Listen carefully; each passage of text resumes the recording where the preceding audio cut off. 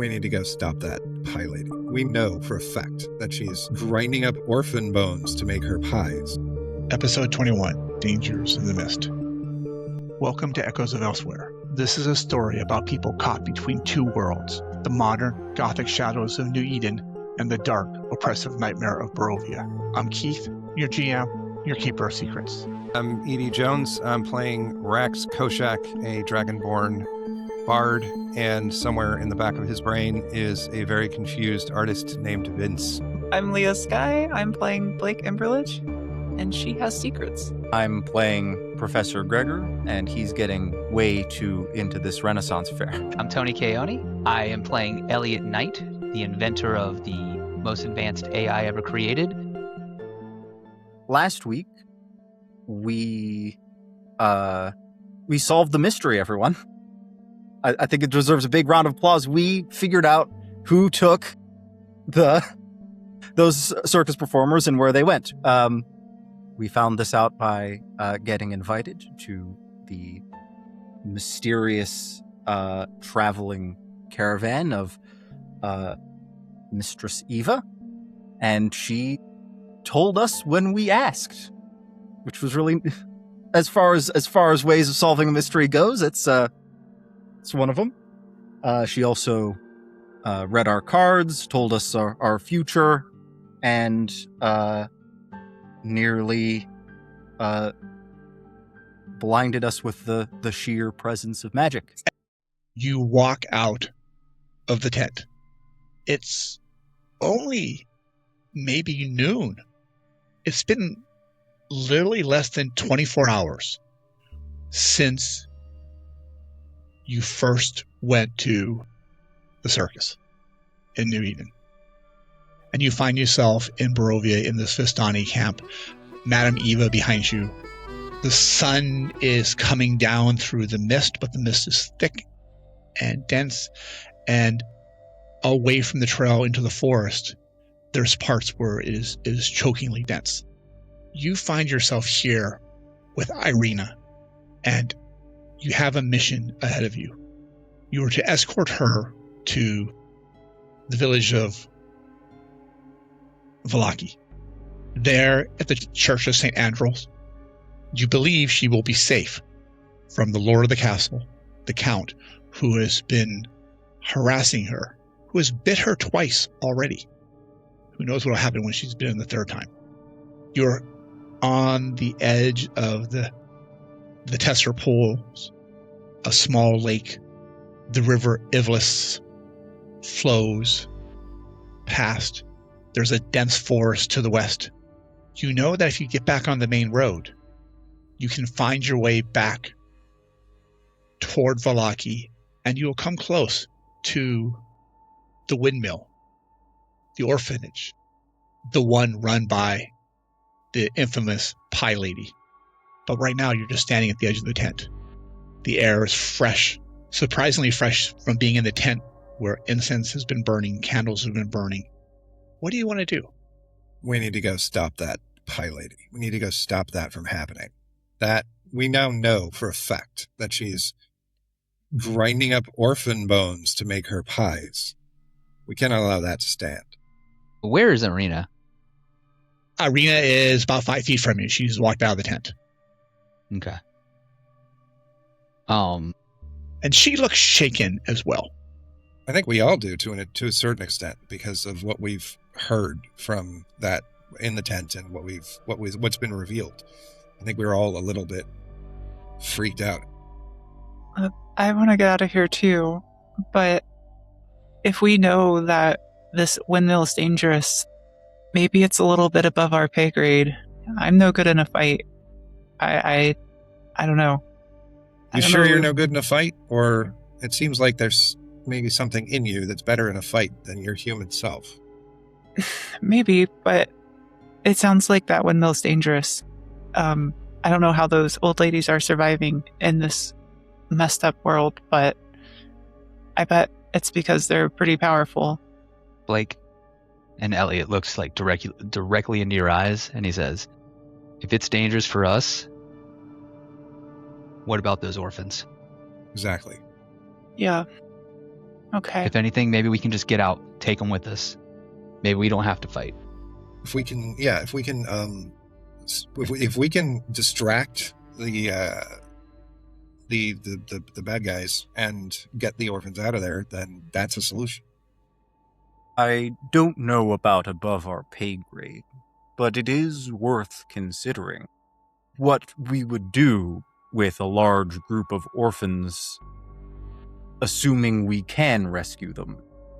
We would take them to the same church we're taking Ireena to. I mean, it's a church, Yes. a refuge. Yes, but how? And how quickly can we move with a large group of orphans? And how are we going to feed them? We can't use the pies, presumably. Ireena, how far is the orphanage from Vallaki in terms of travel distance? 3, maybe 4 miles away. So we can get there easily within a few hours. So Yeah, we can. We absolutely can. So we don't need to worry about. It's been many years since I was there. I don't think they've ever had more than a handful of orphans there, 2 or 3. They seem to find homes for them pretty quickly. Well, maybe not homes for them. What can you tell us about the women that run that orphanage? Any information may be useful.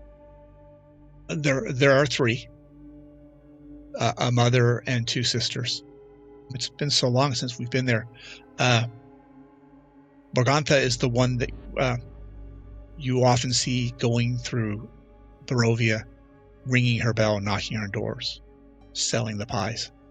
The other two seem to be there, stay at the windmill more often. There's 2 buildings. There's a small building just to the side of the windmill. That's where I stayed. And when I was there, I was the only one there. And then then there's the windmill itself, and that's where the family, the sisters, stay. It's up on a hill, and kind of a grassy hill. There are some crops, some farmers who work that area around there, but it's mostly open hillside. So is there a small town or something around this windmill? There's nothing nearby. It's just, so there are farmers there. I guess they're associated with the windmill. Some farmers from Barovia will go and work and plant crops there, and also some from Vallaki. Well, the plan strikes me as somewhat self-evident. Most of us go to the main building, while a few of us can break into the side building and rescue the orphans. I think splitting the party is probably a bad idea. I'm good at breaking in. Yeah. Maybe, Blake, you can go free the orphans, while I'm happy to... I don't know about pay grades, but, I mean, well, I'm willing to give it a shot. There's a slight problem with that, though. We can't guarantee that they'd want to come with a random group of people. I think we have to apply more subterfuge than that. If we just show up and try and kidnap a bunch of children, no one buys the story that we're saving them. That is an excellent point, actually. We either have to prove that there's something evil there, or we have to convince these children that their fates are better coming with us. I don't know. Kidnapping children seems to have worked out very well for everyone who has tried it so far in this area. You're not wrong. We want to make sure that the kids are instilled with a sense of safety with us, that they don't want to run away from us the first chance they get. I might be able to talk them into it. I don't know. It's a gamble. Ireena might as well. Yeah. She's local. She might. I'm not the right messenger for that. If we want somebody to lie to the kids, I can handle that. No qualms. I can charm them all, but I don't think that's what we want. It seems like you both are pretty good in a fight, though. Actually, Rex, let's go back to that. What's the problem in charming them? Well, nothing really. It's just that at some point they realize they've been charmed and they hate us. Depending on how old they are, how are they going to process that? They would know that you influence them, but I don't know that they would understand the ramifications of that. Maybe it's still... I'm not saying this like that should be plan A, but like C, D, Maybe. Maybe. The only problem is I can only do it to one creature at a time. Ah. Well, then that probably doesn't work then. Well, I think we can... Let's walk and talk. Maybe we should start heading that direction. We can figure out the plan along the way. Yeah, I want to get as far away from this camp as we can. Yeah, I agree. That place was freaky. And you hear the sound of accordion music playing in the background. The Vistani here are festive. They're colorful. They stand out from the crowd. There are some playing music. There are some playing cards. There are some over by the lake who are fishing. And how do you plan on going to the windmill? If you look on your map, you can see where you are at the camp. The trail that you're on, there's a trail going north and south through the encampment. That trail follows along the river. If you follow it south, you'll get back to the crossroads where you saw the image of Iliad hanging there for a brief moment. But that'll get you back to the main road quickly and safely. Maybe not quickly. It's probably going to take you about a half hour or so, maybe an hour of backtracking along that to get your way through it. You could go north, but as you look going north, you see that the forest begins to rise up. And at some point, you're going to have to make that climb. You could just go due west through the forest. That's the quickest way to get back to the path. But it also could possibly be the most dangerous way because you're crossing through the forest. And while the mist is not so thick you can't pass through it, there are spots in there where it is thick and choking. And there are other spots in there where it is clear and open. What time is it now, roughly? Low afternoon. As far as I can tell, so of the three, so I think Father Gregor, he's got cartographer's tools, so presumably he's been mapping. It's fair to assume, and he pulls out the sort of map. There, of the three routes available to us, there's through the forest, follow the river, or backtrack. As far as we can see down this river road, the forest rises up to meet the rivers. And that's where, as you're looking at the trail, that trail is staying low level with the river. But the hillside, the trees are going up. And it's a pretty steep incline. Oh, yeah, we would have to do some climbing. I don't know how strong you all are. Or how athletic you all feel. I certainly not sure I'd enjoy a steep climb in this chainmail. Depends on how steep. You're looking at about maybe a quarter mile, based on what you know of the terrain. So about a quarter mile through the forest to get back on their path. That's going due west. If you go south and you stay on the road, you're probably backtracking a mile and a half to get to the crossroads. And then you get back on the road and you're coming up from there.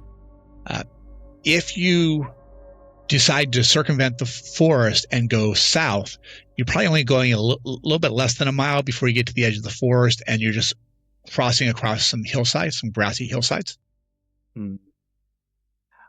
My vote would be that we just take the short route through the forest here to get back to the main road. That's exactly what I was thinking. It's the fastest route. Yeah, I think that's the way to go. We're only going to be in the forest for like 20 minutes. I was team backtrack, but it's 3-1, so I'll follow you guys. It's just some mist, you know. We can certainly navigate some mist. As you begin to head out, Father Gregor urging you to take the most direct route, going through the forest, against Blake's better judgment. But I think she's also not unwilling to compromise because there's an eagerness to get away from the Vistani camp. And while the trail might be safer, the forest will get you farther away quicker. 100%. The trees here are dense. There is They are tall, massive. It's hard to imagine how old they are. There are fallen trees, dead timber scattered through here. There is thick brush through here as well. You hear the sounds of forest animals, normal ones. Birds chirping in the distance. You hear what sounds like a dog maybe barking. It seems safe. It seems like what you would expect a forest to be, except for one thing. There is the mist, the fog. And as you're walking through it, it seems to part around you. Maybe 20 or 30 feet around you is open. But as you start to head deeper into the forest, you see the fog drift back behind you, blocking your exit.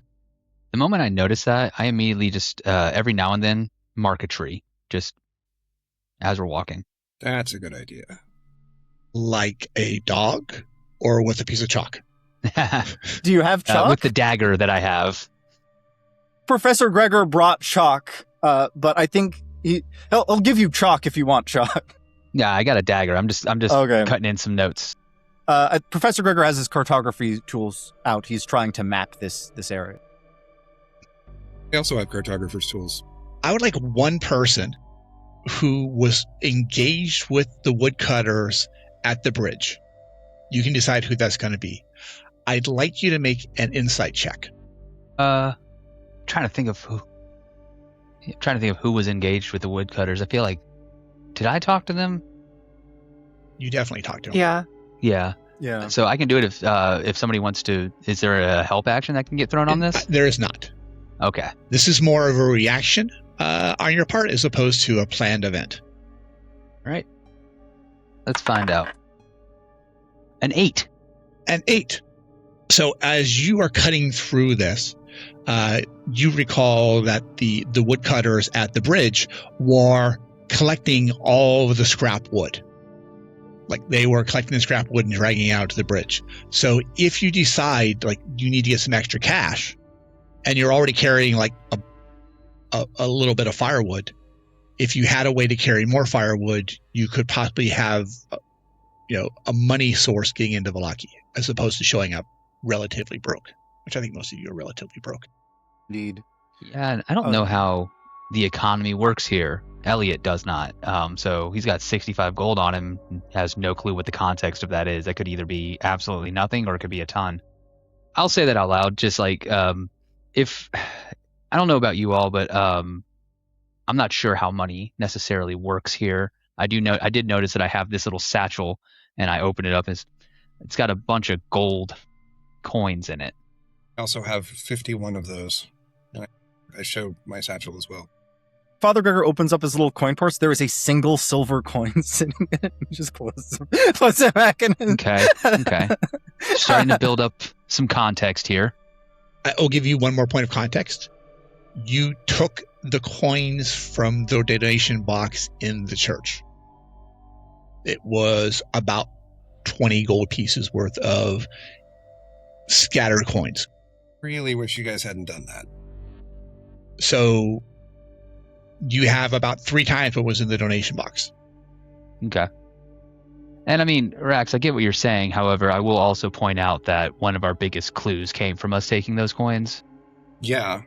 You're still stealing money from a church, though. Church housing a vampire.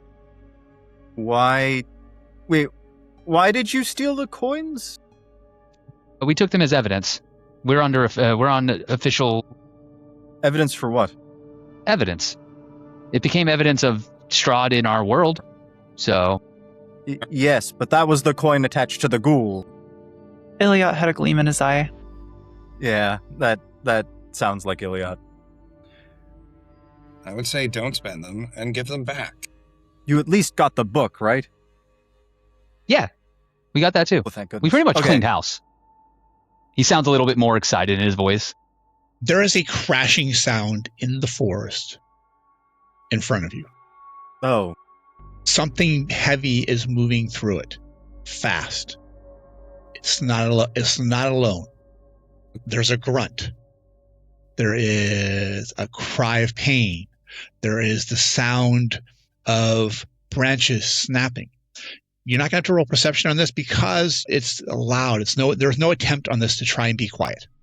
I would like to try something, though, if that's all right. You may. This sound is coming from essentially directly in front of us. So, I'm given to understand it's shrouded in mist, and that's the reason why we can't see it. So what I would like to do is cast a spell. Thick trees, and you have mist, so it does obscure your vision beyond 30 feet or so. I'd like to cast Create or Destroy Water in its Destroy Water mode. I can destroy up to a 30-foot cube of mist with the Destroy Water. Okay. It's an interesting use of Destroy Water. Tell me how this looks what it looks like when Father Gregor parts the fog. I think he raises his hands. There's a chant. The amulet around his neck floats for a moment, and the mist pulses and then withdraws into the forest in a 30-foot cube. Yeah, and are you doing like a slice through it, or trying to make it evenly distributed? Then I think he's not going too high up in the air. I think he's trying to instead of let's see, a 30-foot cube is 27,000 cubic feet of space. So it's just if you could squish it out and spread it out. So he's making a reasonably large part through the mist, but not too high. We still can't see the sun or something, but it's a swath in front of them. You spread your hands out. The mist, the fog in front of you pushes back, and it is as if a wave is washing through it. You realize the mist is not going to stay parted for long. But Blake, as Father Gregor does this, you see this loping form, grayish skin, elongated arms, moving through the forest. The last time you saw something like this, it threw a trash can at you, and they jumped over a fence. Guys, it's one of those ghouls. No, it's not one. You see at least two, and they're chasing something bigger than them. You can't really make it out from where you're at. It looks humanoid, just maybe 9 or 10 feet tall, massive form, running away. And it's running away from those things? Ashley, I will give you that it is not running away. It is chasing one of them down. There's a third ghoul out there, and it is being chased down by this larger thing. And it swings its arm in the air, and you see that it's holding a hammer, a massive hammer. And it smashes into a tree, and you hear it splinter. And you can see him still running forward, closing the distance on the ghouls. It doesn't seem that he's aware that he's being chased as well. It's more of those ghouls. They're coming right at us. There's someone else too. We should get ready. And that's when the rest of you see what's coming at you. Finn, would you like to describe to the others what they see you running through the forest, chasing down a ghoul angrily with his hammer swinging? You see like you described, a 9 or 10 foot tall Goliath. If you haven't seen Goliath, you don't know what a Goliath looks like. It's 9-10 feet within the context of the world. Not really. He has dark grayish stone-like skin. You can see the cracks and abnormalities in the plates of rock in between, small patches of visible gray skin. Bluish tattoos and markings around his bald head and down over his shoulders and face, under his eyes and around either side of his mouth, sort of framing his face. He's wearing simple leather clothes, nothing complex, just like a doublet and, some short pants, boots lined with fur, a fur collar around the top of the shirt. He's currently large striding, chasing this thing and trying to slam his hammer down and occasionally screaming, "Stop! Come here, you!" and trying to mash him, breaking everything in his path on the way there. Seems like he's got the right idea. Pick up a hammer and... At this point, I'll yell, "Watch out behind you. There's 2 more." Wheel around and look behind me, brace with my hammer. And our Goliath spins around, hammer raised. He is toe-to-toe with one of them. And he looks over and he sees several more closing the gap. You see these ghouls circling around, getting ready to close in and attack this larger figure. You are maybe 30 feet away from the closest, maybe 60 feet away from the furthest. And I think it's time to roll initiative. I must have rolled a 2. A 1, actually. Rax. I rolled a 1 on a 1d20 and he's got -1 initiative. I've It's literally 0. never seen a 0. Does it just mean you don't act? You don't get to be in this combat? No, just at the end, at the very end. I was really pleased about how that mist thing went, and I just wanted to sit back and appreciate it for a while. You know? And as you draw your weapons, as you prepare to charge into battle, as Father Gregor gets distracted, impressed by the spreading of the mist, I think it's time for us to let the echoes fade.